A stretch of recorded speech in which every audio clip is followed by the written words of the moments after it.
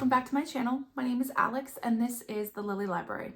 Today we are going to be doing some book reviews. This is a winter reading wrap-up. The first book I have today is the first book that I read in 2024, and that is Comfort Me with Apples by Catherine M. Valente. This was, what a way to start out 2024. So Comfort Me with Apples takes place in Arcadia Gardens, which is an exclusive luxury gated community. Our main character, Sophia, lives there and she has the perfect husband. She is obsessed with him, completely in love, and he provides her with the perfect life, and that is all she's ever known. Until one day when Sophia notices that a knob on her vanity drawer is different than it was before. So I'm not going to say anything else about the plot. I think this book is best experienced and most effective when you are unraveling the mystery of Arcadia Gardens with our main character. And I am restraining myself because I just want to talk about this book with everyone that I know. I'm so obsessed with it. But what I am going to talk about is Catherine M. Valente's writing. It was magical and lyrical and sensual, and at the same time, it was so unnerving. It is haunting in the best way, the way that lingers and stays with you as you're reading. If I had one note, and honestly, not a serious note because I love this book. Like I said earlier, we're discovering the truth of Sophia's environment as she is experiencing it. The author gave a lot of clues and breadcrumbs for Sophia. They're also obviously for the reader that I just didn't need. I kind of knew where the story was going. I still got full body shivers on that last page. Like, I'm not even joking. It didn't negate from the book at all. I just love the experience of being fully shocked by something, and it's very rare for that to happen to me. This book is feminist and powerful. Love it or hate it, you won't forget it, and to me that makes a book worth reading. So the next book that I read in 2024 was Beast of No Nation by Uzodimma Iweala. This novel follows Agu, who is a child in an unnamed West African country that is in the midst of a civil war. He is recruited into a unit of guerrilla fighters, and it follows his journey with them. This was a challenge for me because of the extreme level of brutality and the unspeakable violence that happens throughout. As you're reading, you see Agu describe his childhood before war and the landscape of Africa in such warm and vivid ways. You can feel the love that Iweala has for his heritage and African storytelling. And then he describes violent events, and they're so cold and so hollow, and you know, the character describes himself a lot of the times completely detached from reality, sometimes floating above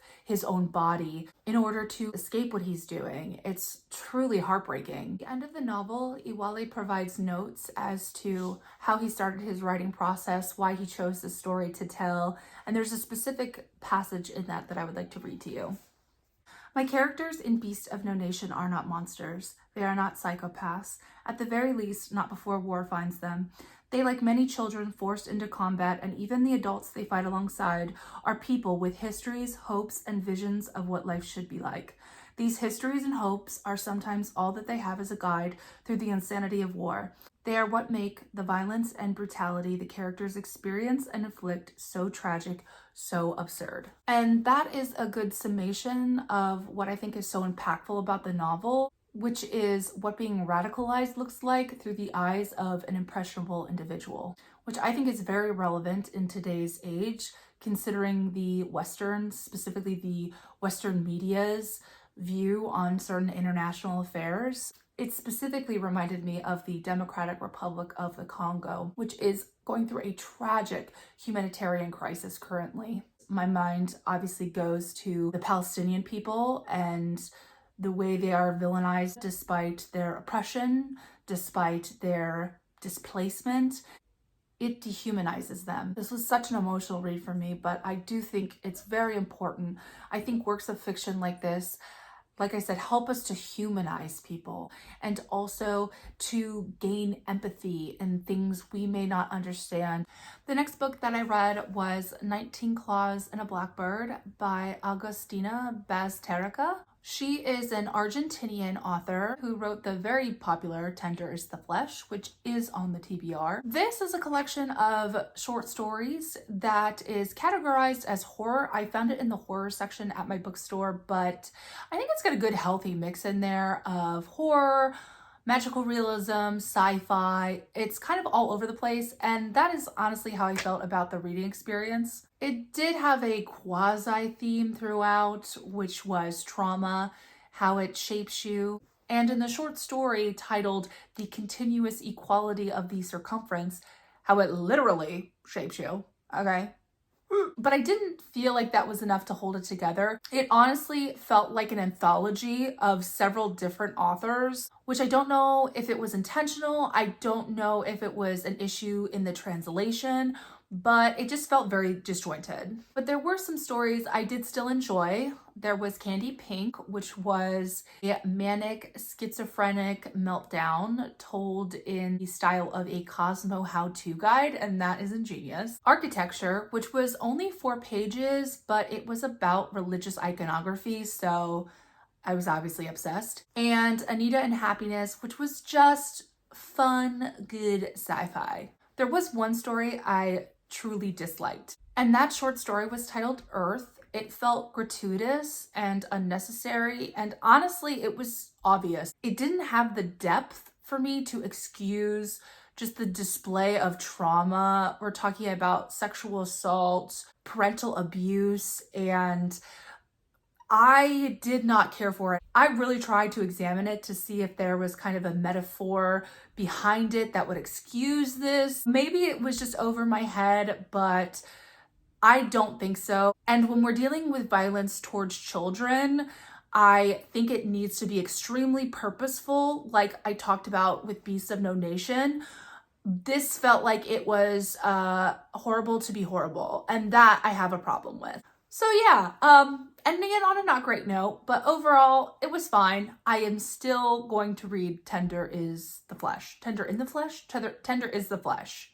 I believe that's what it's called. Eventually, we'll get there. The next book that I have is Mapping the Interior by Stephen Graham Jones. He is also quite a popular author in the horror space currently. I see his novel, The Only Good Indians, all the time online, so I do own that as well, and I will be reading it too. This is the story of a young boy born in a Native American reservation and moves away when his father dies under mysterious circumstances. Several years later, as a teenager, he is walking around his house at night and believes to see a figure who is in full Blackfeet regalia. He then believes he begins to be haunted by this figure and that the figure is of his deceased father.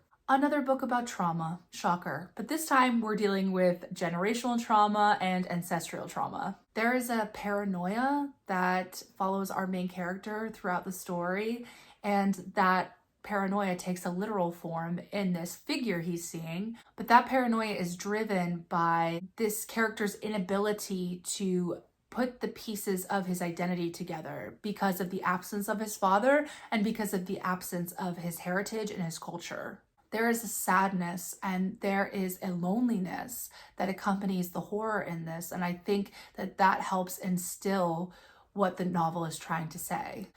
I thought this was really, really great, so definitely recommend it. The next book that I read was The Stranger by Albert Camus. So I have to be completely honest with you guys. I always thought that this book was a modern classic horror. I guess if you're a purpose-driven religious individual, this could be a horror book to you, but it really isn't. When I realized it wasn't, I started to look into Albert Camus and who he was. He was obviously an author, he was a political activist, he was a journalist, but he was also a philosopher, and his main belief was that he was an absurdist, and he believed that our existence was fundamentally meaningless. And that philosophy is definitely represented in this book. So this book follows Marceau and his experience around 3 deaths that take place in 3 parts of this novel. This book is essentially a character study around how those deaths affected our main character. So the conclusion that the character makes is that the only way to express True freedom, especially in an oppressed society, is to accept death in its totality, free of religion and free of purpose. And I do think there is something liberating in like the idea of atheism when you kind of fully take control of your own existence. But the absurd part, the kind of detached and practical way of thinking about our existence just does not vibe with the romantic in me. I'm sorry. But overall, this is fine. You know, before I only had nihilism and existentialism, but now I can add absurdism to the anxiety-driven recess of my mind. So great. Love it. Love it. Great. And then the last book I wanted to talk to you guys today about, which is actually a short story, is The Yellow Wallpaper by Charlotte Perkins Gilman. This is a story told in first person by a woman who is moving into a mansion for the summer with her physician husband. It is implied that she has gone through a depression or hysteria by her husband, and his intention of going there for the summer is for her to recuperate. During this time, she is not allowed to read or write, and she is moved into a large kind of community room that was a nursery. And in that room, there is a kind of aged, distressed yellow wallpaper. As the story progresses, our main character begins to become obsessed with this wallpaper to the point where she believes that a woman is living inside of it. Our story is really a portrait into 19th century women's health and how it was managed and dealt with. Obviously, this character is being ignored by her own husband, who is a physician, and often during this time, women's mental health issues were overlooked and were simplified. It is also mentioned that she has an infant, so to me, I immediately thought about postpartum psychosis and how at that time it probably was very rarely looked into or studied at all. This is a true short story. It's very short. I think everyone should read it. The ending, I learned that there's much debate on if it's literal or figurative, if something else happens, something a lot darker. And I love that discussion.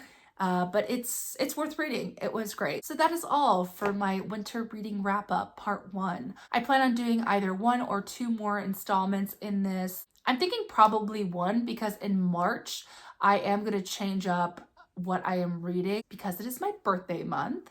And my plan in March is to only read like my most anticipated reads, what I think is going to be 5 stars. So fingers crossed for me, and I'll see you guys in the next video.